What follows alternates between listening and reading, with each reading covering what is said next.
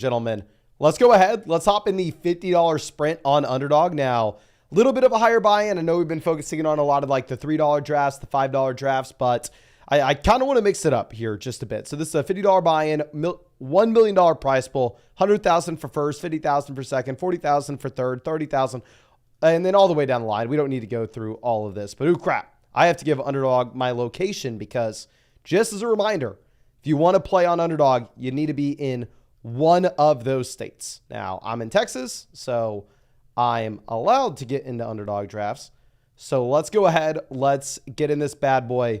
And there are 9 spots available if anybody wants to get in here with us, which makes me feel very bad because I think people probably tried getting in whenever we tried getting in at the same time and my location was not turned on. So I am so damn sorry if you wanted to get in with us.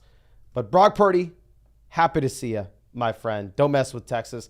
And side note, if you are in Texas, we are going to have a Flock meetup. We're going to be with a ton of different creators from flockfantasy.com. We will have a meetup in Austin, Texas in August.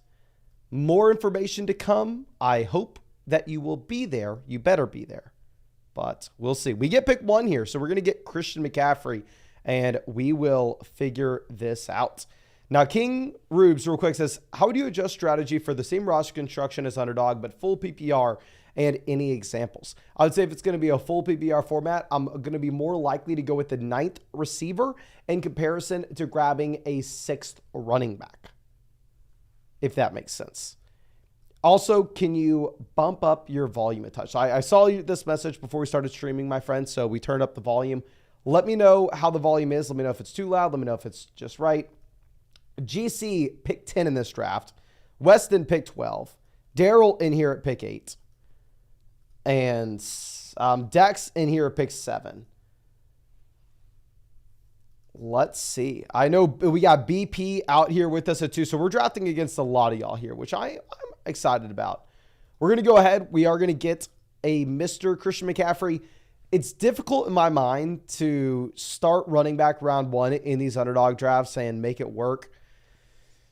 It's just so easy to find running back values later on. It's so hard to find wide receiver values. For that reason, I was considering earlier in the offseason to go Lamb over CMC. I've walked that back, though, just because, let me pull this up for y'all, because it's legitimately ridiculous when you look at the projections for Christian McCaffrey. Now, I will say the only red flag that you can come up with McCaffrey is he is going to be a 28-year-old running back. If you look since the year 2000, you have had instances of these guys taking a step backwards at 28 that at a similar age, 27 season 2 CMC. But look at, this is the same side as where we're drafting right now. This is Underdog. They have pick'ems as well if you'd be interested in those. And I actually kind of like using them to come up with median projections for drafts. Look at the median projections right now for Christian McCaffrey. His median projection is essentially 16 touchdowns. His median projection is essentially over 1,600 total yards. Now, personally, I'd probably be hitting some lowers on this just because you always have the risk of injury. And like I said, you could see him take a step backwards. But ultimately, at the end of the day, this is one of the best offenses in the NFL. Vegas is projecting it to be the best offense in the NFL. And if those are the median projections for Christian McCaffrey, he could make it where if you fade him, you have no shot to do anything this season if he just repeats what he's done in years past. So, I don't know. We're going to go CMC at 1. I do think specifically with Underdog, there's an argument to go Lamb just because of running back values you can find later on. But in your regular home league, it's no question. For the love of God, you go CMC at 1. And, of course, I need to get this out of the way before we forget. If for whatever reason you're watching this and you don't know what we're doing right now, we're drafting on Underdog, but by far and away my favorite place to draft. We've drafted here every single day for years. I mean, it's best ball, so no time commitment at all during the year. It's how I'm able to draft hundreds of teams every offseason. So I won $150,000 on Underdog 2 years ago. And yeah, if you want to hop in a draft with me, hop in a draft in the public lobby, or maybe go check out some of those season-long pick'ems that they have at the moment, you can find the link to all that in the description, in the comment section, in the live chat. If you use code FLOCK, you're going to get a 50% deposit bonus up to $250 on a new account. Plus, if you use code FLOCK, you are going to get my 2024 rankings. You're going to get my 2024 draft guide. And on top of that, ladies and gentlemen, it is available in damn near every state. And I talked to Underdog this morning. There's a chance that we get some of y'all who use code FLOCK tickets. And when I say tickets, I mean flights down to the Flock meetup so you can hang out with us in August. We're going to go ahead. I think we are going to take Devonta Smith here at 24. When we go CMC round 1, it puts us in a position where I feel like we need to double tap wide receiver, or we could fall behind in a big time way. I am probably going to disappoint some people with this decision. I want to be mixing in Stephon Diggs over Malik Neighbors, especially now that you have CJ Stroud falling considerably in drafts. And I saw CJ Stroud going around 7 today in a draft I did off the live stream. So do I think Diggs is a better pick than Achane in a vacuum? No, I would rather have Achane over Diggs. But knowing how hard it's going to be to find wide receiver value later in Underdog, it's going to be tough for me. But let's see. Frank says bro's going to get stuck with Evans and Debo. My friend, I would have been excited to get Evans and Debo here. Not So Good Gaming says Texas in August just set me on fire. So this is something that I want to talk to you all about real quick, because I'm going to get some things in motion for the live meetup. We've done meetups over the past 4 years. I've done a bad job of promoting them. Usually we just do them in January. The season's winding down. I'll throw out a tweet. I'll post on Instagram, and then I'll make an announcement in a video saying, hey, we're going to have a meetup at the park. This is the date. This is the time. Come if you can make it. And it's really nice. Austin has like a beautiful, super large park called Zilker Park. And what's nice about that is I can say it on YouTube. If one person shows up, cool. It will just be me and that guy hanging out. If 100 people show up, that's great. There's more than enough space, right? So in terms of planning, I don't need to know how many people are going to be there. All I personally do is fill up a couple coolers with Gatorades and waters and bring them out. So I would love to run that back and do that again this year for the meetup, because it's free for everybody. They can come when they want. They can leave when they want. It's easy. It's not a lot of planning on my part. But the issue is, in August, it is going to be 100 degrees in Austin. So the meetup, I don't think can be outside. I don't think it could be at the park. It'd be reckless for me to do that. I mean, maybe I end up asking y'all to do it anyway. Probably not, but I wish. So I'm probably going to have to actually do it inside somewhere. You sickos aren't coming over to my house. I live in a tiny, tiny house. My girlfriend, brother, and I barely fit here. I got an Airbnb for all the developers of flogfantasy.com, for all the creators on flogfantasy.com. They'll all be here. They'll all be at the meetup, and I'm sure you watch a lot of them on YouTube that you can see as well. We should have a bunch of fantasy football creators there. But the Airbnb, the host sent me a laundry list of rules, and every guest that shows up that's not on the guest list, we owe $500 for. And I know it sounds like we're making that up. I swear to God, that is a rule on their list. So can't be at the Airbnb. So all of a sudden that leaves to like, okay, we're probably going to need to do it like at a sports bar, right? Probably going to need to be at like a bar or a restaurant. So if it needs to be at a bar or a restaurant, I actually have to plan crap. I have to talk to people. I have to figure out how many people are going to come and show up to this thing. Because I can't rent out an entire restaurant bar and then one person shows up. I can't rent out a small restaurant / bar room that has like 10 seats and then 200 people show up. You know what I mean? And obviously I'm exaggerating. It's not only going to be one person. It's probably not going to be as many as 200. But I don't know how many people are going to go. So I need a way to figure it out. Real quick, we're about to be on the clock. And then we can do a couple different fun things here. So since we go Smith and Diggs, we have some optionality of what we can do at the turn. I think we will go Trey McBride.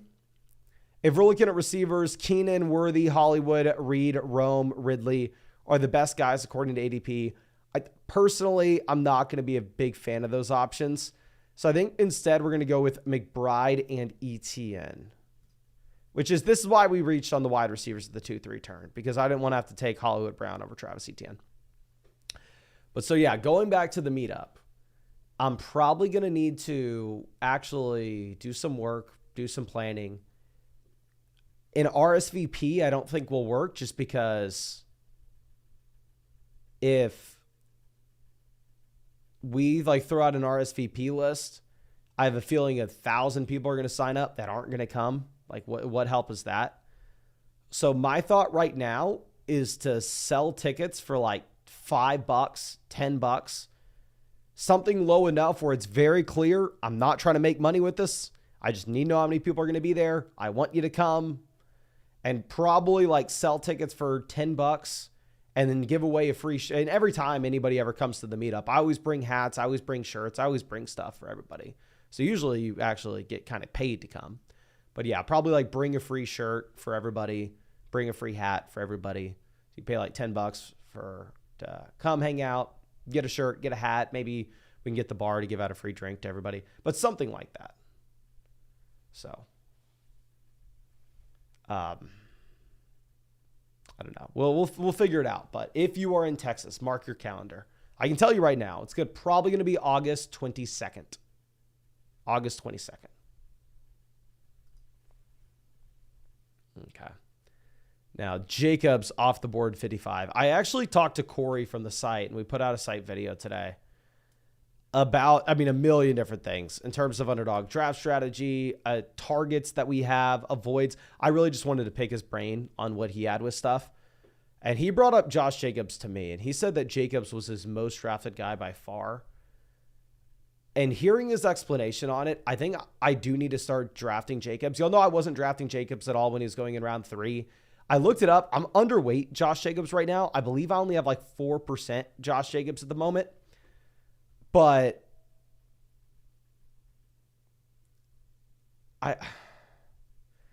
the thing is,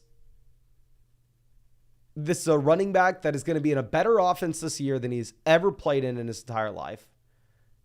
He's still young enough where we're not expecting an age drop-off. He has shown the ability in the past to be able to be a receiver out of the backfield. We see what the Packers do in terms of showing confidence in him by willingly getting rid of fan favorite Aaron Jones and going and giving Josh Jacobs more money. So I think that there is a chance that yet again, Josh Jacobs comes out, crushes this season. The reason I personally haven't come away with a lot of Josh Jacobs is it just seems like a lot of times here at the end of the 4th, the beginning of the 5th, I'm taking an elite level quarterback. I'm taking Lamar and Andrews, right? I'm grabbing a lot of tight ends in this range. I'm grabbing a lot of quarterbacks in this range. I just typically haven't been drafting a lot of RBs at the 4-5 turn. But I think Jacobs, for his profile and where he is going, could be just an absolute smash this season. Okay.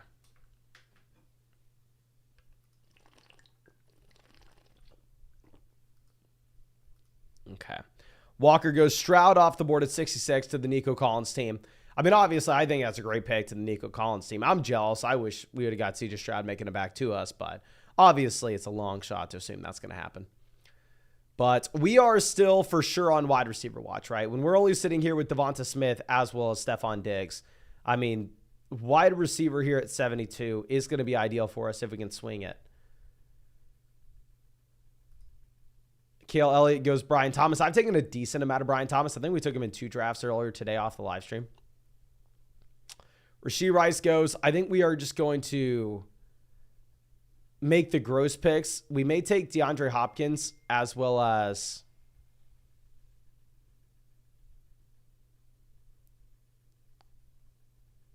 I don't know. Do we take JSN? I'm between JSN, Christian Watson, Keon Coleman.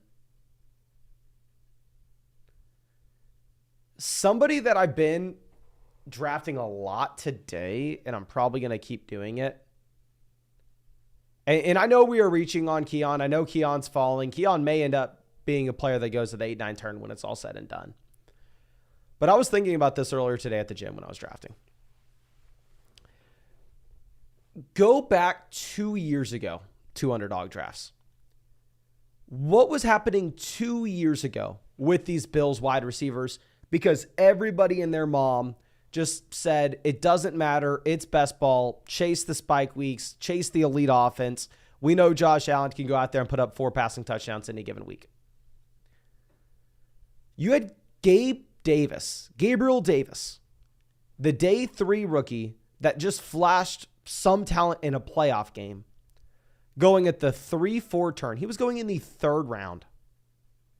Gabe Davis 2 years ago was going in the 3rd round with Stephon Diggs there as the target hog just because he was attached to Josh Allen, even though Gabe Davis had no shot whatsoever to be the wide receiver 1 in the offense. I did not like Keon Coleman as a prospect. I still don't think Keon Coleman is that talented of a receiver. And I don't think Gabe Davis is that talented of a receiver, which is why 2 years ago, I was laughing at everybody taking him in round 3. But for Keon Coleman to get him in round 7, to get exposure to that Bills offense, to get exposure to Josh Allen that way, for a receiver that presumably has the chance to actually be the wide receiver 1 in this offense for Josh Allen, I'm in. Even though I didn't like him as a prospect, he's pretty much a round 1 pick. He was pick 32. Remember, the Dolphins had to give up a pick this year. So Keon Coleman being picked 32 overall in the NFL draft, going to Josh Allen, clear depth chart. Doesn't matter what I thought about him as a prospect. I think if Keon Coleman's going to be going in round 7 alongside Deontay Johnson, Christian Watson, JSN, I'm going to take a lot of Keon Coleman. Okay. This is funny. BP says Coleman could beat Bronny one-on-one in basketball. Possible. I will say, let me know what y'all think of Bronny in the chat, because I'm not a big NBA guy. I will say I know a bunch of people hate LeBron for whatever reason. Your boy here loves LeBron. So I'm rooting for Bronny for sure. Even though obviously the assumption is Bronny's absolute zero. He averaged like 3 points at USC. But I mean, come on. Let the Lakers waste a pick at the very end of the NBA draft just so LeBron and Bronny can play together. I mean, I never watch the NBA, but I will watch that game.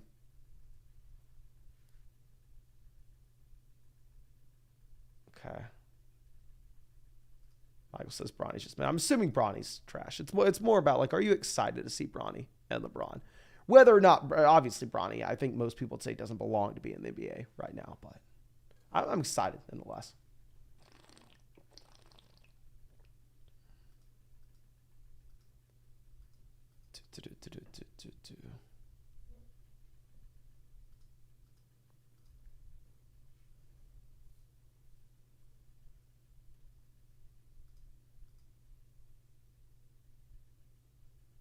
Okay. Swift goes Jameson off the board at 88. So once we go Hopkins and Keon Coleman, they're 72, 73.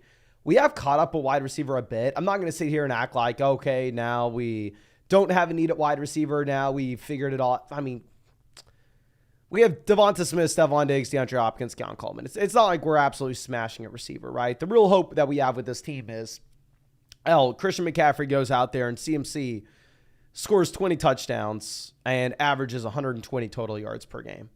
And if we can just run laps at running back, and then if McBride can be an elite tight end for us here, I think that's where this team wins. Really, at wide receiver, we just are trying to stay afloat.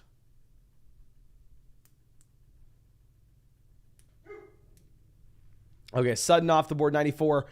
Dak Prescott is someone that if we were to take, we'd have to look for Brandon Cooks a little later on, but Dak goes at 95. So I'm actually pretty okay locking in. We'll do Brock Bowers here.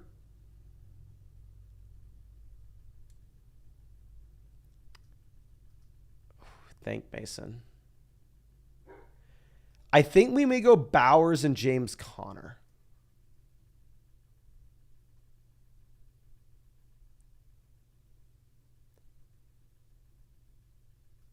Can you spam the chat?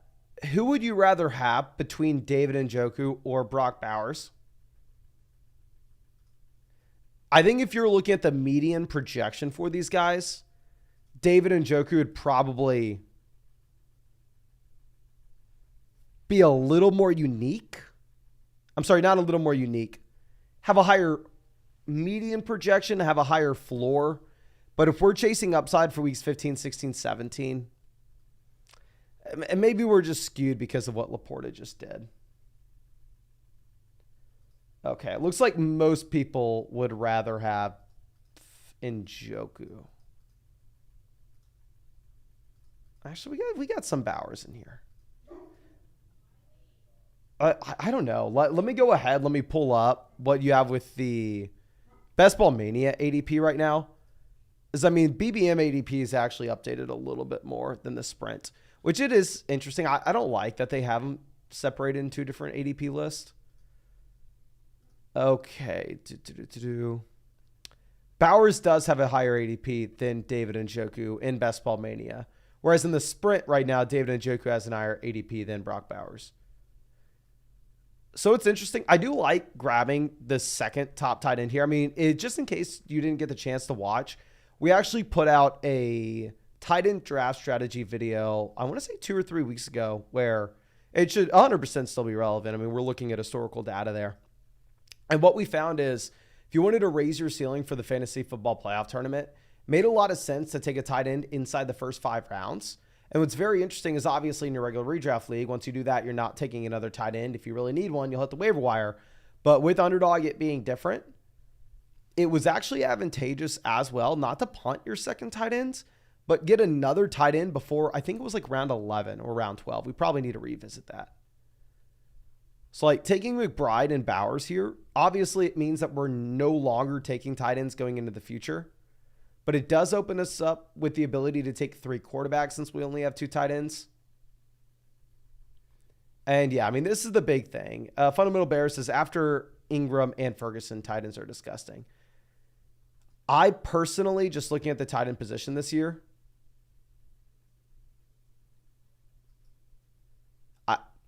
I have no idea what to do late. And I talked about this in the video that we put out on the site. I really wanted to ask Corey's opinion on this earlier. But like once you get to, I mean, Isaiah Likely's tight end 19 in this ADP. Hunter Henry's tight end 18. Once you get past Luke Musgrave, TJ Hawkinson, Cole Kmet, I legitimately have no idea what to do at tight ends. And the last thing I want to be doing is drafting those guys. So, I mean, I think you could have some players hit from that range. 100%. I'm not going to act like there's no shot that tight ends there doing it. I mean, a lot of times it makes sense. You can find a tight end around 18 that not a lot of people are drafting that goes out there and gives you the tight end 7 finish. I just don't have any confidence in my own ability to be able to identify who that guy is. Okay, so let's move this around. Looking at quarterbacks probably not going to be in play for us here.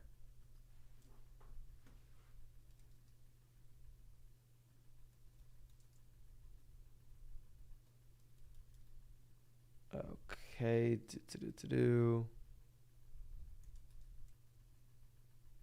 Jacoby Myers goes, I think Myers would have been interesting for us having Bowers and essentially just going in on that Raiders offense, especially if you were to have like a Devontae Adams trade. Obviously, that could be a massive boost to both Bowers and Myers. Singletary goes, so I know for a fact we're going to go Mike Williams. The only other question that I have is, should we be going with Blake Corum or Gus Edwards?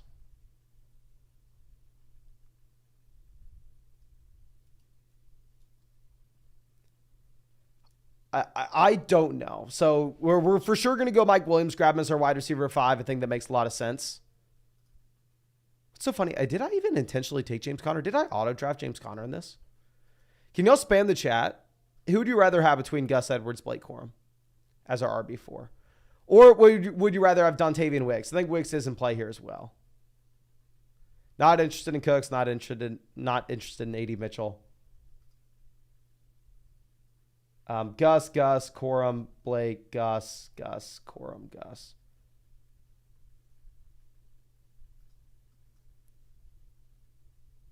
Looks like there are more Corum messages in the chat slightly. So one thing that I want to discuss regarding the Chargers, and I think we maybe talked about this the other night, but my base assumption with the Chargers is, okay, Justin Herbert is a top 10 quarterback. This is a great offense. They invested in the offensive line. This is a coaching staff that's going to come in. They're going to want to run the ball more. This is still going to be a good team, yada, yada, yada. That's my base assumption with the Chargers when we look at this. But then when Las Vegas lines came out, we actually saw that the Los Angeles Chargers right now are currently projected with their implied team totals to score about, I want to say it was like the 20th most points this season. Like not even close to top 10. Now, I don't necessarily know if that's because they're projecting out that the new coaching staff's going to come in and they're going to dramatically slow the pace of play down. That could for sure be a reason. But where I'd initially assume, okay, we can't afford to fade an offense like Los Angeles, where you have a quarterback like Justin Herbert, where you have the improved offensive line. That would be my assumption with the Chargers. But when we see those projections and like if you cross-reference where they have the Rams, according to Vegas Sportsbook, should score significantly more points than the Chargers this season. So, I don't know. Landoff says, is Nick Chubb going to be a good late round pick or should I stay away? If you are in your regular redraft league where you're having to submit your starting lineup, you get to make waiver wire moves, and you have a shallow bench, I would say stay away from Nick Chubb. I checked out his ESPN ADP previously, and this is another thing that we actually talked about in that video on the site today. But let me pull up the ESPN ADP for Nick Chubb and cross-reference this with the Underdog ADP, because there's going to be a big difference between where these guys go in your home league versus where they go in Underdog drafts. So in your home league, where everything's going to be very skewed at the beginning of the season because you're going to be making so many moves throughout the entire year, their Nick Chubb should be less valuable than he is in Underdog. The reason a player like Nick Chubb should be more valuable in Underdog than your home league is Underdog points in weeks 1, 2, 3, 4, 5, 6, 7 matter significantly less from an expected dollars perspective than points in weeks 15, 16, 17. And Underdog, when there's the large field fantasy football playoff tournament in weeks 15, 16, 17, scoring a point there and having an elite ceiling there matters significantly more at the beginning of the season. Whereas that's just not necessarily the case in your regular redraft league. So I would make the argument that Nick Chubb should be significantly more valuable in Underdog drafts than he would be in your regular home league. So if you're in your regular home league, where right now I'm looking at Nick Chubb having an ADP of 95 and he's RB28, and if we cross-reference this to Best Ball Mania ADP right now on Underdog, Nick Chubb is currently RB44 with an ADP of 141, where I believe Nick Chubb should be significantly more valuable in these Underdog drafts based off the overall tournament structure. We are going to take an unstacked Goff. Can we get any Lions later on? Oh, God. We're going to take an unstacked Goff, and I don't want to talk about it. We just got completely boxed out here. And then outside of the unstacked Goff,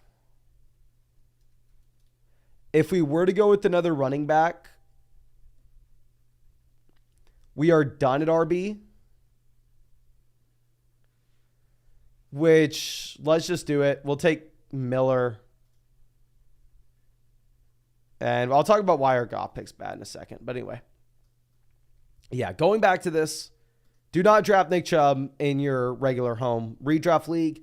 He's going to be way too expensive. He's going to be a roster clogger at the beginning of the season. And your regular home redraft league, you need points weeks 1, 2, 3. You need that roster spot that you're able to go through and churn. Do not do it. On Underdog, where you're heavily incentivized for the upside late in the year, where Nick Chubb has an ADP after pick 140 as RB 44, there I am drafting a lot of Nick Chubb. Now, Shermy says, picking at 12 on ESPN. Not sure whether to go Jacobs or Kamara at the 3-4 turn. Any advice? Feels like most are avoiding him, but I'm high on both. Oh, I'd for sure go Josh Jacobs, my friend. I mean, Kamara going to be like 29 this season. Jacobs about to be, I want to say 26. Josh Jacobs in a significantly better offense. Josh Jacobs just got paid. I mean, if you look at underdog drafts right now, Jacobs goes in around 5. Kamara goes around like 7 or 8. Josh Jacobs over Kamara relatively easily for me, my friend. Okay.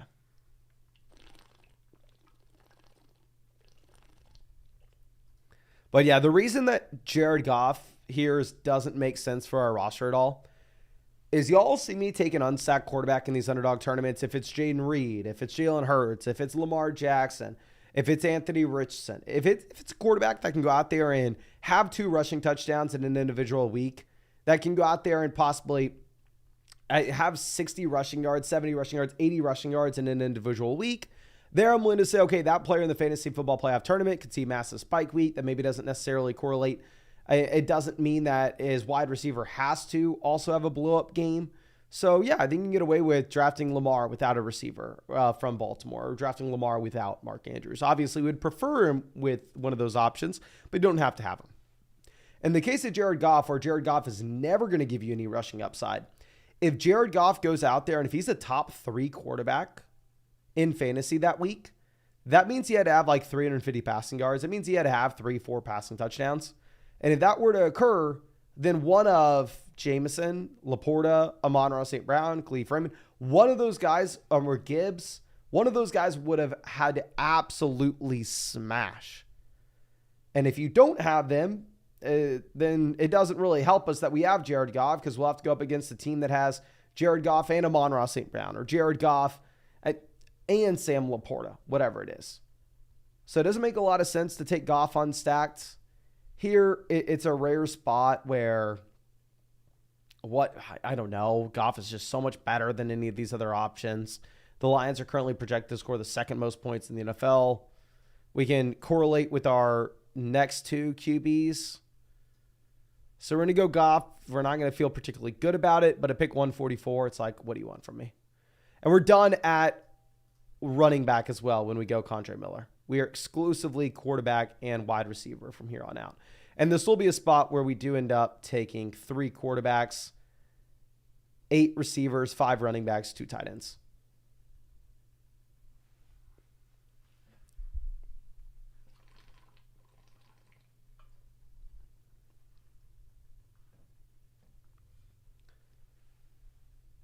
Okay. Subasa says, thoughts on Brock Purdy's ADP feels like not much has changed and he should be higher, but I suppose there's a pretty big lack of rushing upside plus efficiency regression. I agree with you. I think Brock Purdy should be going a lot higher than he is. I'll talk about that in just one second. We're going to go with Rodgers. And the thing is, none of the receivers here are compelling enough to not just take a reach for Levis. Who cares? We'll get Rodgers to stack with Mike Williams. We'll get Will Levis to stack with DeAndre Hopkins. And then through the rest of this draft, we are only going to be taking wide receivers. Now, obviously, this is a team where we are just getting absolutely crushed by the rest of the field at receiver, where we currently only have Devonta Smith, Stephon Diggs, DeAndre Hopkins, Keon Coleman. We're really relying on Keon Coleman to come out and break out in a big-time way if this team's going to be any good. More likely than not, what we're going to have to do here is we are going to have to, Mike Williams, maybe he hits, who knows. We're going to have to hit on one of the wide receivers we take over the next 4 rounds, which is going to be very difficult. But, oh yeah, real quick also, if we hit 300 likes, we are going to fire up another draft after this one, ladies and gentlemen. So if you have not done so already, go down there, drop a like on this stream. Now, let's go ahead. Talk Brock Purdy's ADP real quick. Now, y'all know I am somebody who has dabbled with some Niners quarterbacks in the past. I'm not going to name names. I'm not going to Trey Lance. Okay, but going back to why we are so in on Lance last year is just looking at the raw upside for a tournament like this, where it doesn't matter what the quarterback talent is. It doesn't matter if you think Brock Purdy is a great talent at the quarterback position. It doesn't matter if you think he is a garbage talent at the quarterback position. The fact of the matter is, when you have Brandon Ayuk, when you have Deebo Samuel, when you have George Kittle, when you have Christian McCaffrey, when you have that coaching staff, when you have that offensive line, you are going to be the distributor of one of the best offensive lines in the NFL. I'm sorry, best offenses in the NFL, almost no matter what. Now, the reason I really like Lance in that situation is saying, okay, imagine you get that setup.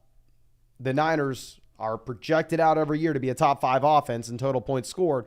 Plus, you have the rushing upside of Anthony Richardson. Look at where he's going right now. So that's why we love Lance. But, I mean, now you look at Purdy.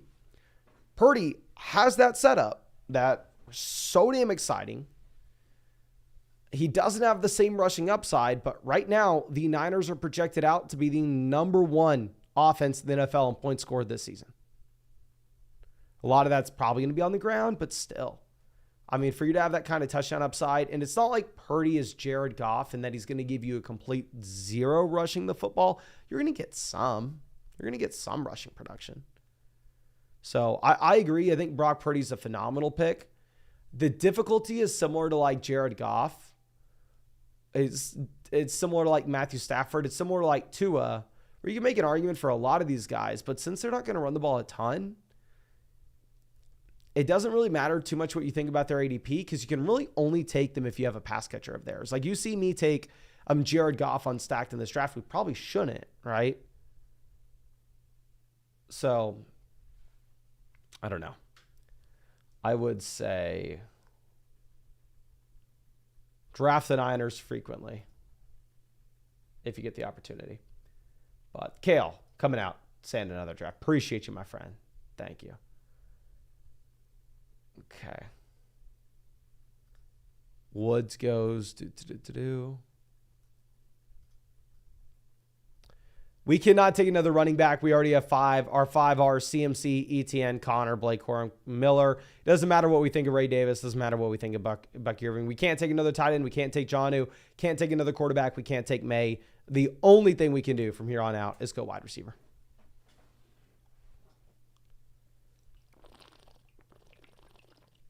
And these are some pretty disgusting receivers.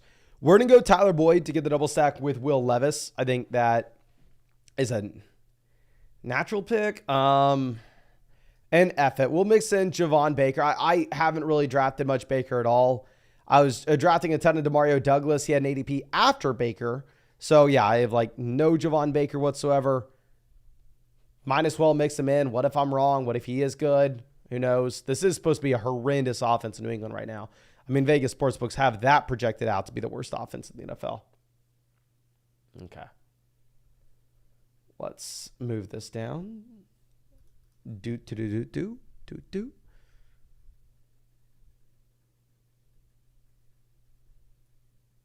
Okay. And I will say right now, because I know what's going to happen. This is what happens every single time. We're going to make our 18th round pick. I'm going to be wrapping up. I'm going to be pressing stop streaming. I'm going to be thanking y'all for hanging out with me tonight. And then as soon as I press stop streaming, we're going to hit 300 likes. And everybody's going to be screaming in the chat, oh my gosh, he's a liar. He lied to me. It's okay if we don't get another draft. I will not cry. My feelings will not be hurt. But please don't scream at me if after we've already made our round 18 selection. We get it. Okay. But we are over 300. So we are going to fire up another draft.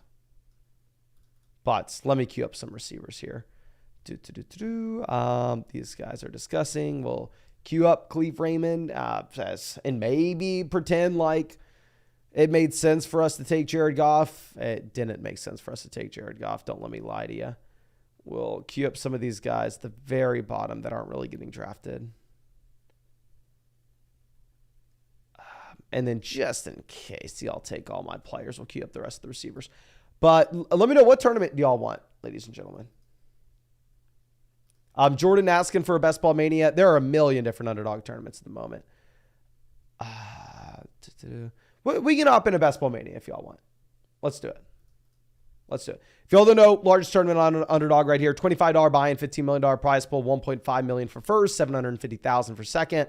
All the way down the line. Top 20 places all get six figures. I actually got 16th place in Best Ball Mania 2 years ago. That was when the pay structure was heavier to the teams at the top. So it hurt me in that 2 years ago when we got 16th place in Best Ball Mania, we ended up winning $10,000 with that entry. If we would get 16th place in Best Ball Mania this year, it'd be $100,000, which would be pretty nice. So how about we run it back? I'll let y'all win this tournament here, but at least give me 16th place. Give me 16th.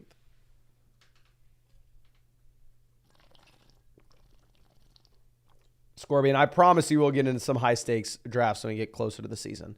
But one, I don't have $1,000 in my Underdog account right now. And two, I promise you, we're going to get in some high stakes. We'll get in some, I want to say $1,000 drafts. We'll get in some $500 drafts, but it's July. It's grind time. It's figure it out time. And then once we get to August, it will be full-blown high stakes time. Okay. Panda says, have you done any weekly winners this year? No, I have not. And to be honest with you, I probably am not going to do any weekly winners just because I know myself. I know I have no idea what to do in weekly winners. I'm not going to pretend like I have any kind of edge whatsoever. If I were to enter in to weekly winners, I'm legitimately just paying the rake. So I'm probably not going to. I'm going to probably do a ton of sprint drafts. I really like that I really like that structure. I'll do a lot of Best Ball Mania drafts. And also, I actually talked to Underdog today, and we will get a flock dedicated tournament out for everybody. They're going to send me like all the league setting options that we can mess around with and play around with. And I'm just going to show them to y'all on the live stream, and we're going to come up with the tournament that we would really like together. So cool, different things happening in the works right now. One, for sure, there'll be a flock branded tournament. Two, for sure, we are going to do a live meetup in Austin in August, probably August 22nd. If not, August 21st. If not, August 23rd. It's going to be one of those 3 days. And the third thing is, if you have in the past, or if you use code FLOCK on Underdog, there's a chance that your butt's getting flown out for the flock meetup, even if you're not in Texas. So, should be fun. And, oh, yes, you better believe, for our draft, it will be 15 seconds. It will be a 15-second timer.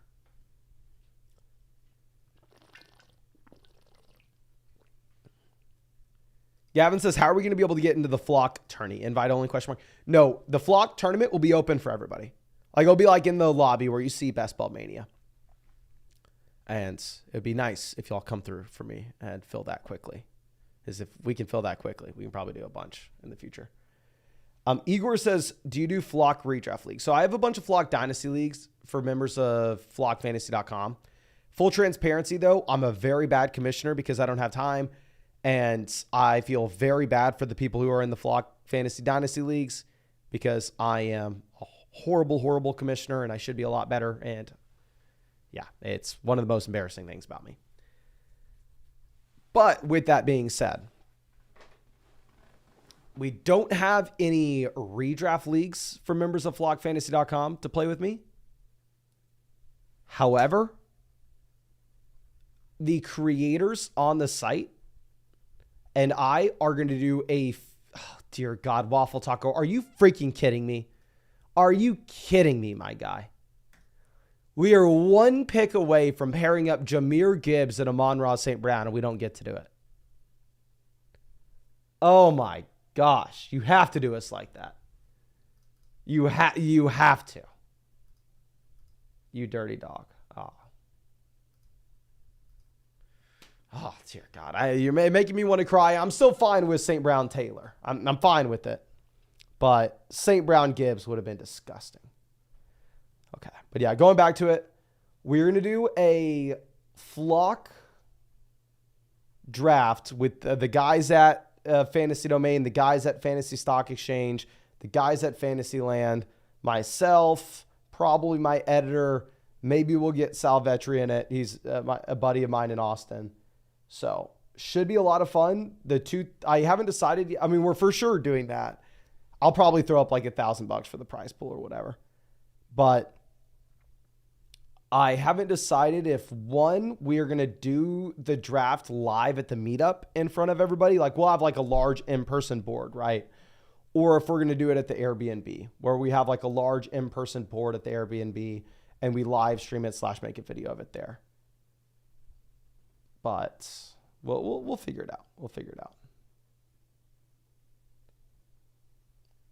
Okay.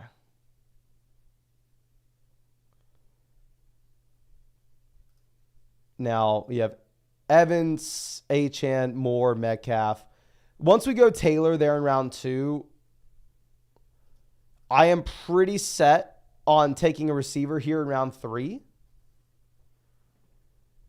Now, personally, I prefer Kyren Williams over Stephon Diggs. I prefer Kyren Williams over literally everybody here. I prefer Kyren over Kupp. I prefer Kyren over Metcalf. I prefer Kyren over Moore. I think Kyren is an absolute smash in round 3. I'm going to take a ton of Kyren Williams if he's going here. However, just because, like we said, running back is very easy to find in these underdog drafts later on. Wide receiver is almost impossible to find in these underdog drafts later on. We're kind of forced to eat our vegetables here. We're going to go Stephon Diggs.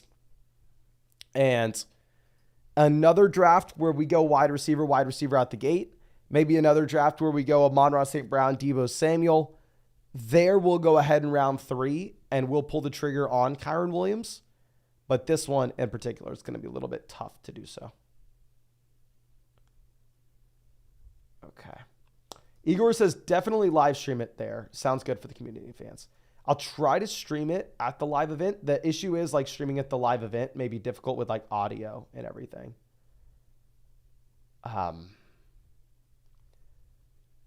But let me know 2 things. One, what is anybody here planning, now that you know, on going to the Flock Meetup, Austin, Texas, August 22nd, August 23rd. It may cost you $10 just so we know you're going and I can tell the venue. But that ticket will come with like a hat or shirt or something that's worth more than $10. Just need to know. So 1, is anybody here planning on coming or wants to come? 2, would you want for us to just like hang out there and we all talk, or would you also like to watch a live draft happen with like a live in-person board? If that makes sense.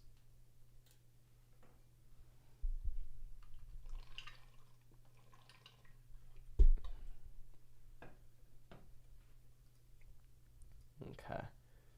Now, Kirk, Amari, Higgins. So we'll go ahead. We will take Josh Allen here at pick 43. This is why we force yourself to go Stephon Diggs in round 3, right?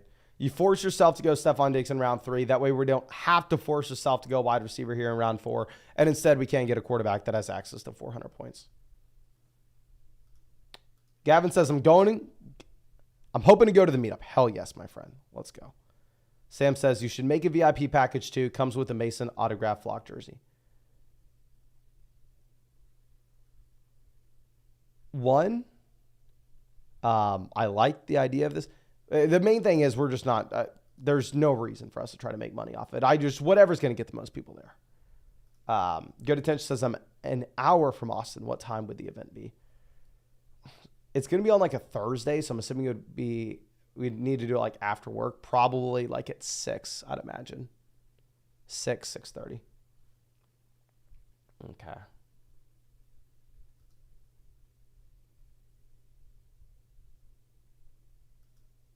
Dex is coming from Dallas. Hell yes, my guy. Hell yes.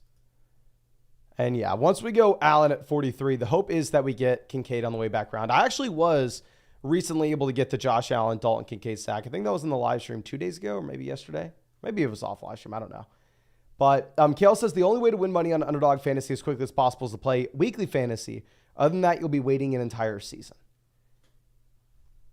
That is true. If you wanted to win money on Underdog within a week, you'd have to do the weekly drafts. Personally, I play on Underdog to have fun.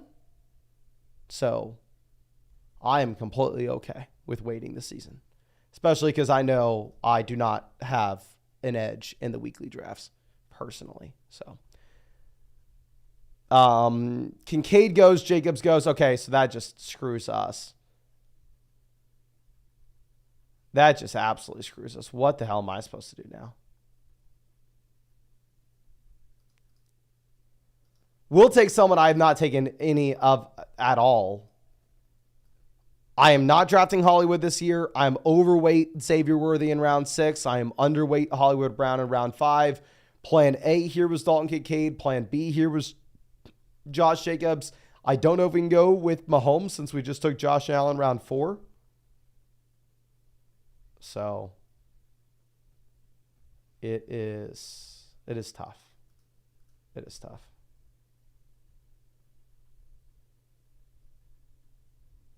A-Rod says, I've heard you say a couple times that I would eat a shoe if blank happens. Someone needs to make a compilation of those and we can have a shoe buffet at the live event. If someone can find a clip of me saying I'll eat a shoe if blank happens and it actually happened, I'll do it at the live event, my friend. We'll cook it up. I'll eat it. We'll live stream it. But with that being said, I don't think I've ever said I'll eat a shoe if something happens and it actually happened. Okay. It was definitely going to be like a bar or restaurant, my friend. I don't think we can do it at a house. Sam says, I don't understand the Hollywood hate. If you look at Hollywood Brown's, 1, inability to stay healthy throughout his NFL career. 2, at his yards per route run over the past 3 seasons. And 3, the pitiful contract that he got from the Kansas City Chiefs. I do not think that Hollywood Brown is a good receiver. I think Worthy has a higher ceiling than Hollywood does. Worthy is cheaper than Hollywood is. So I'm going to draft a lot more Worthy in round 6 than I will Hollywood in round 5.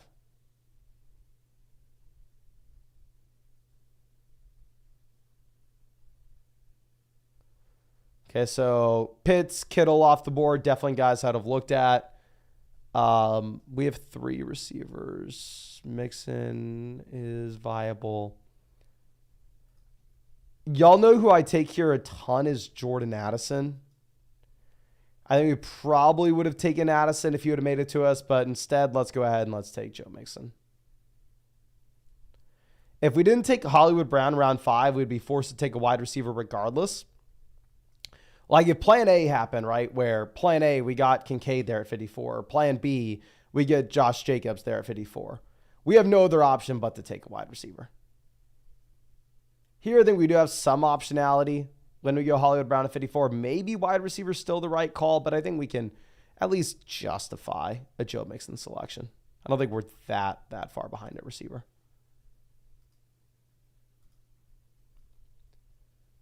Okay, we have Rome, Deontay, Brian Thomas, all off the board. Fundamental Bear says, Mahomes cares about wide receiver contracts when throwing the ball? No, my friend. But wide receiver contracts do indicate what NFL talent evaluators believe of NFL talent at that time. If Hollywood Brown was a top talent in the NFL, would he have seen a contract close to what Calvin Ridley? Well, I mean, let's just pull this up, right? Let's pull up some contracts here. Calvin Ridley, another player that's going back-to-back with him that was also a free agent this offseason. What does Calvin Ridley's contract look like? What did NFL talent evaluators decide he was worth?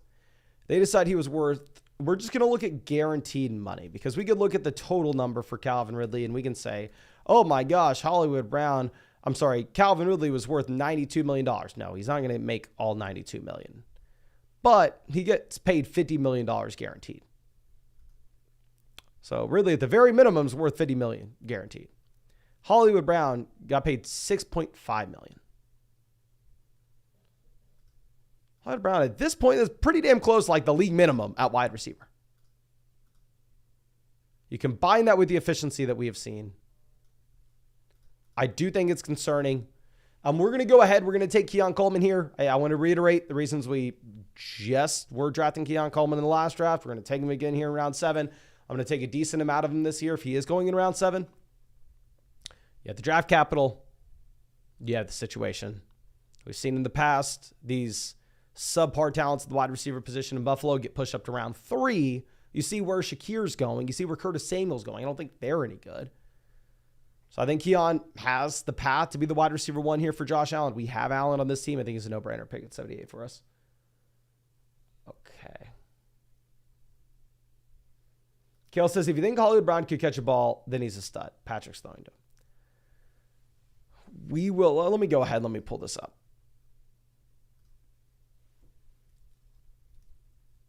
Google Docs. What Hollywood Brown feels like to me is Hollywood Brown feels like when Juju went over to Kansas City.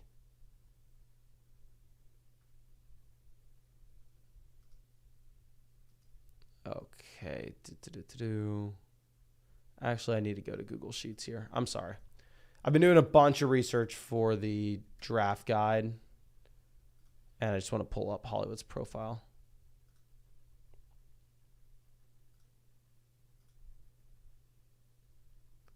Draft guide.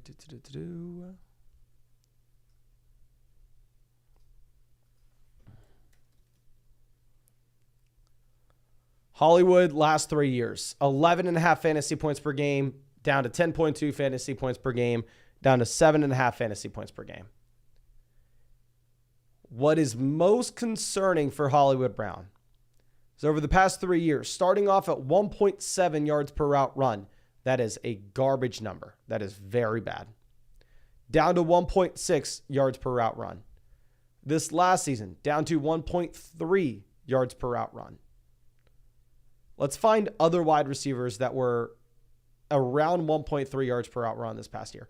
Jackson Smith and Jigba is at 1.4. I can't find anybody that's at 1.3.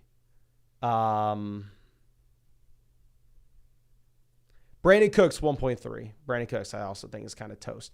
Jahan Dotson, 0.9. Quentin Johnston, 0.9.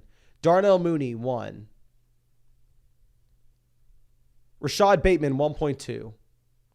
Wan'Dale Robinson, 1.4. Michael Wilson, 1.4. Zay Jones, 1.2. Those are the names that you were seeing with the efficiency. We're going to go ahead. We're going to take Jameson here. Jameson falls 8 picks past ADP. We have Laporta, so we can go Jameson. We can set ourselves up a double stack with Jared Goff later on. So I don't love Jameson Williams, the player, but I do think that it makes sense from a roster construction. Tyler Boyd, 1.3 yards per out run. DJ Chark, 1.2 yards per out run. So, I mean, if you're looking at like any kind of advanced production metrics from last season, the Hollywood profile is, it comps to guys that are going in the double-digit rounds across the board in these underdog drafts. However, Hollywood has an ADP at the 4-5 turn where you have to take him ahead of Josh Jacobs.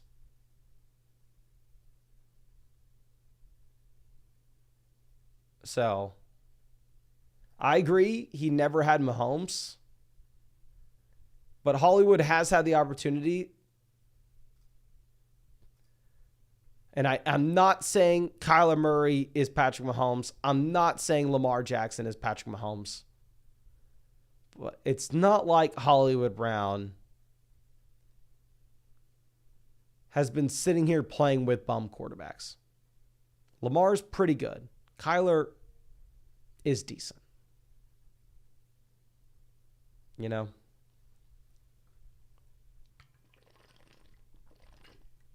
Like, I agree with you. His situation is better than ever.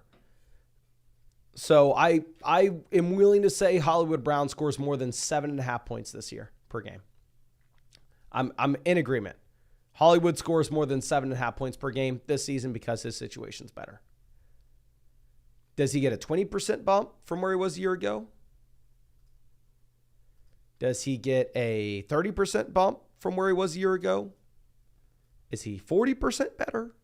Is he 50% better? So if he's 50% better, he's at about 10.5 fantasy points per game. So,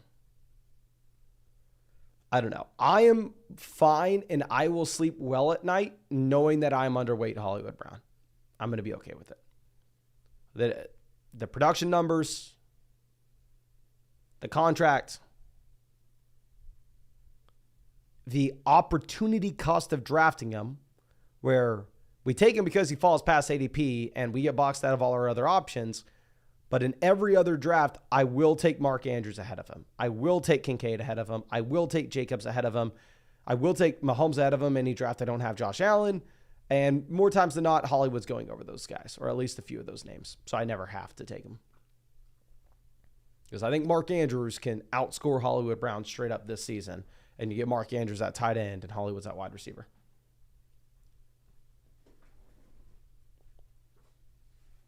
Okay.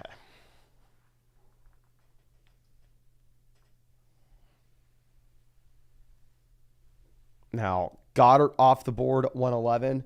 And I see everybody trashing Kyler Murray in the chat right now. There's a big Kyler argument at the moment. I was not aware that everybody thought Kyler Murray was so bad.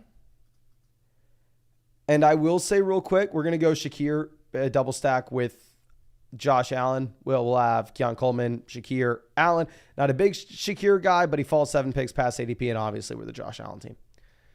But look at pick 12 here in this draft. What is special about pick 12 in this draft? Please let me know.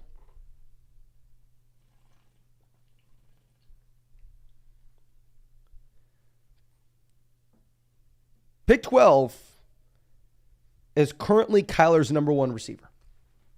So if you were telling me that a wide receiver cannot thrive because Kyler's not a pocket passing option, that there can't be passing volume in Arizona, that Kyler's too small to see his receivers, which is what y'all are saying right now in the chat, making excuses for Hollywood Brown.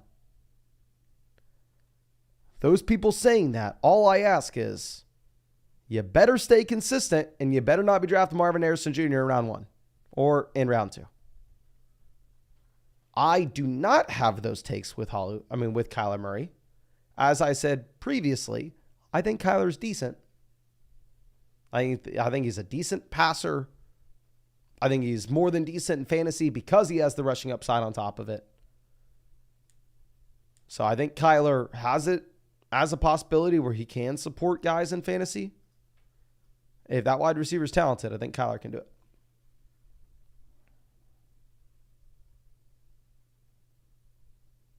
Observations of life now, just out here straight up trolling. I'm assuming you're trolling, my friend. Okay. Goff goes 123, which is frustrating. That team reaches for an unstacked Jared Goff. When they have Tyreek, they could have taken Tua. And obviously, we had the potential Goff double stack with St. Brown and Jameson. Now, we're sitting here with our Josh Allen double stack, so I'm not going to cry about this. I know everybody loves their bring back, so it does make sense for us to take Mike Williams here for the Buffalo bring back. So we'll take Mike Williams, wide receiver 7. And honestly, I really like this team right now. I would have preferred getting Jared Goff on the way back round for sure, but still, I'm not going to sit here and cry about this at all.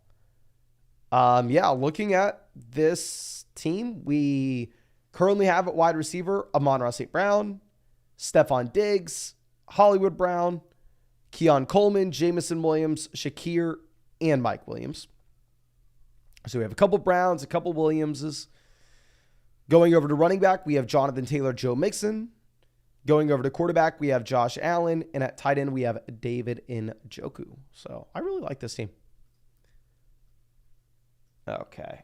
Finn says, what's up, Flock? Long time no see. I don't understand the amount of people willing to die on the Hollywood Hill. On another note, thoughts on Frymuth? I think he's a great sleeper tight end pick. My man, nice to see you. Like the question. I will say one thing really quick. I drafted a lot of Pat Frymuth last year.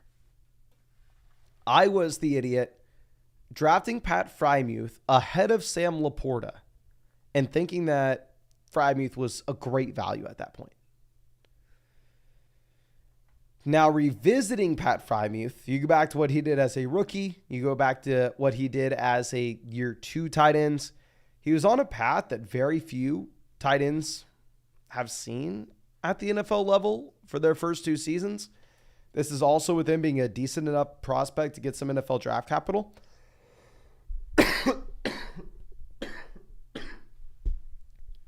Now, revisiting where he's going this year, because obviously super disappointing last season. You're getting a discount on him this year in comparison. He falls in a range where at tight ends, I am okay with him. Like, I'm not going to sit here and say, oh my gosh, Dalton Schultz should be going ahead of him. I'm not going to say, oh my gosh, Cole Kmet, T.J. Hawkinson. I'm not going to say any of these other tight ends behind him in ADP should go ahead of him. But my take with Frymuth is here, like, if you look at this draft, Frymuth goes in round 11.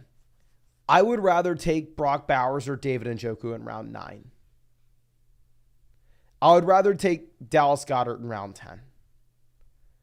So I think in terms of tight end rankings overall, I'm fine where Frymuth is at. Just specifically that range of the draft isn't necessarily where I'm looking to go tight ends. I would have preferred to grab and pay up for a little bit more of an expensive tight end earlier. Okay. So Tua is one of these guys that is damn near just impossible to take unstacked because he doesn't have any rushing upside. We don't need another running back. I'm sorry, we don't need another receiver at the moment. I think we are just going to mix in Miller. I haven't taken a lot of him. I didn't like him as a prospect. But Kamara's another year older. Taysom's another year older. The big thing that you would hope for with Miller, you need a couple different things. One, you need Jamal to be a complete zero, which I think we can assume that's probably the case. Two, you were going to need Kamara to take a step backwards. And 3, you were going to need Taysom to no longer steal rushing touchdowns in this offense. If those 3 things happen, Miller could be interesting. The issue is the offense is so bad. Is there that much upside with him? No. Like, I would way, and I mean way rather have Zach Charbonnet. I think Zach Charbonnet should be going like 2 to 3 rounds before Condre Miller. But clearly in this draft, we don't get the opportunity for him. Kit Kat Kid says, how many likes for another draft? We hit 500 likes. We will fire up another draft, my friend, which honestly looks like it may happen. Okay, so let's swing this around. Dotson falling a considerable amount here. Tua falling a decent amount as well.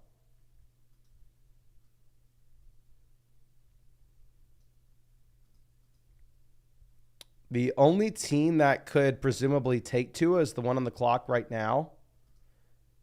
They only have one quarterback. They don't have any Dolphins, though. And they pass on Tua in favor of Adam Thielen. This team has Kyler and Caleb, so you assume they can't go Tua. So this is embarrassing. We're going to run back exactly what we did in the last draft. We're going to take a quarterback that funnels everything through his top options, that he would only really have a massive spike week if one of his receivers do. And he has no rushing upside. We're going to take that quarterback here, pick 150. We have the Allen double stack. We have the correlation in the Detroit passing offense. I think we have enough correlation with this team right now. Obviously, you can never have too much. Well, you can't have too much. I don't want to say that. But ultimately, it's not like we have the Goff potential stack anymore with St. Brown and Jameson. That got sniped from us. It's not like we can stack Diggs with Stroud anymore. It's not like we can stack Mahomes with Hollywood anymore. Really, the only other option would have been Rodgers, but I don't know. I just think Tua scores so many more points than the other guys that are in this range. We can also take Odell at the very end. We can also take Jonnu Smith at the very end. So even though we don't have Tyreek, even though we don't have Waddle, there's still some options later on for us. So I think going Tua here is going to be okay. Kale again says, the best advice I can give is, like Flock says, spread the wealth around. Distribution of players is key when drafting a lot, which is the only way to win. Spread the wealth around. My friend, thank you for all the support in this stream, and thank you for being with us for so damn long. And yeah, I mean, you'll see that. I take, even though I don't like Hollywood, I understand I'm an idiot and I can be wrong. I'm always wrong. I'm not always wrong, but I'm wrong a ton. Or maybe I'm always wrong. So yeah, like even if I don't like Hollywood, I'm like, okay, if it fits the construction, if that's the profile we need, and our main options are gone, and this is the guy that fell, sure, we'll take him. Fundamental Bear says, Kale paying the electric bill tonight, which it's a pretty damn high bill. It's the summer in Austin, Texas. We are exclusively looking at running back, tight end over the next few rounds. Keep in mind here, I was about to take Henry, but I don't think Henry's in play. I don't want to take the 4th Buffalo Bill. Do we really want to take Vidal? Who am I? F it, we'll take him. It's such a gross pick. This is someone I didn't even know his name before the NFL draft. That's such a bad pick. What the hell am I doing?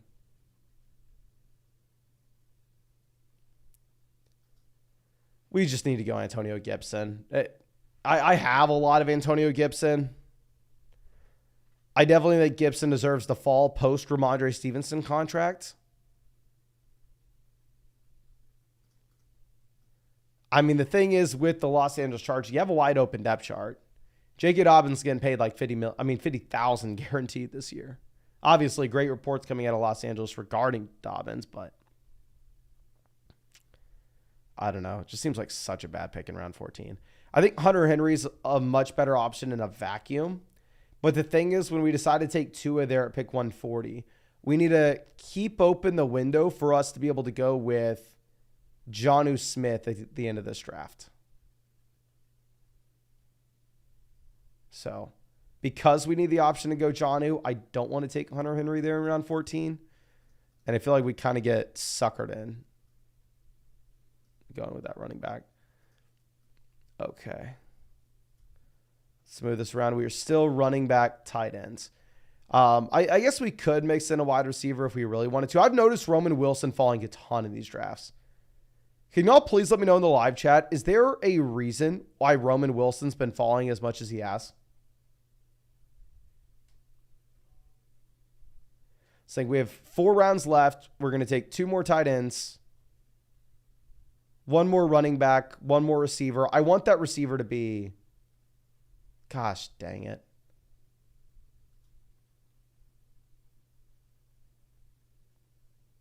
No, we're going to go 2 more tight ends. We'll make Hunter Henry one of them.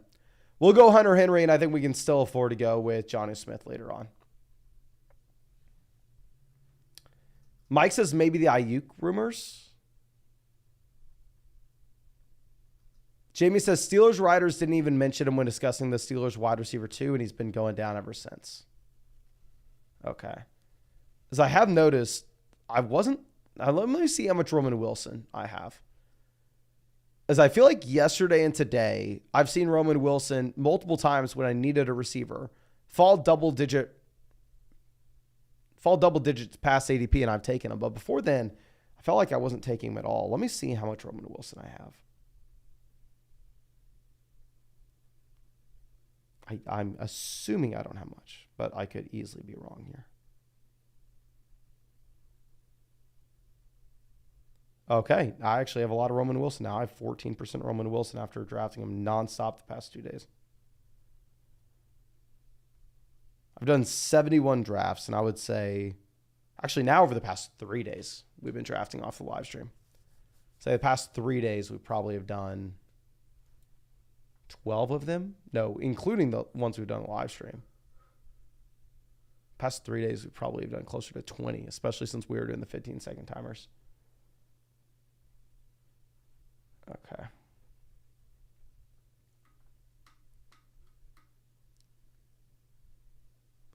Now let's move this around. Quarterback not in play for us. Obviously, Rodgers, Watson, both we have stacking options. We have David Njoku. Watson's fallen a considerable amount here, but we can't take him. It doesn't matter. Okay, so looking at this, is there... We're just going to take Jonnu Smith. We need some potential stacking here with Tua. We can go Jonnu here at 187. We can get Odell in the last round. And looking at like the running backs, I mean, hell, I don't even know if we would want Elijah Mitchell straight up over some of these other names. We have not seen anything from Elijah Mitchell in 3 years. It's like I'd probably rather have Roschon. I'd probably rather have Dameon Pierce. I'd probably rather have Clyde Edwards-Helaire straight up over Elijah Mitchell. So, it doesn't make sense for us to take him there.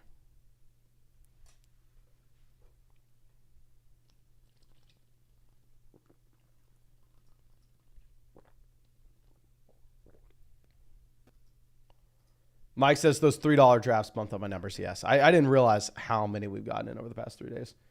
Kel says I've won hundreds of thousands on DraftKings. Now I'm here. I want people to know my name and be scared because I've never done this. Okay, my friend, if you've never done this, you should maybe be the one that's a little scared here. You're stepping into our streets. You're bringing that soft DK money over. But did you win that? I'm assuming in DFS tournaments. If you're big into DFS, I would assuming that you'd really like weekly winners on Underdog. Or obviously the battle royales that they have during the season.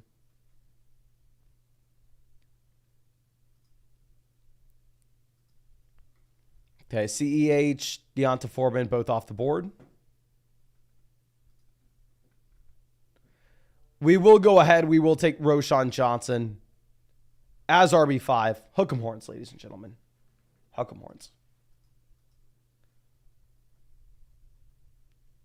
So overall, I love this team. I really do like it.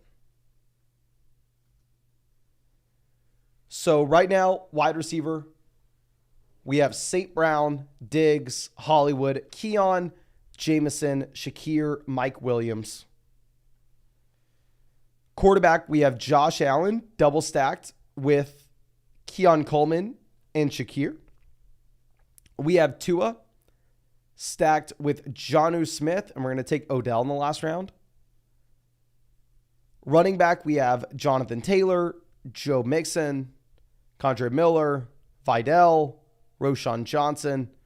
Tight end, we have David Njoku, Hunter Henry, Jonnu Smith, and then we're going to take Odell here at the very end. Nate says, how do you feel about the second young receivers? I feel like they're all high ceiling, low floor guys. Do you mean second year receivers, my friend? Do you mind just clarifying what you mean with that question?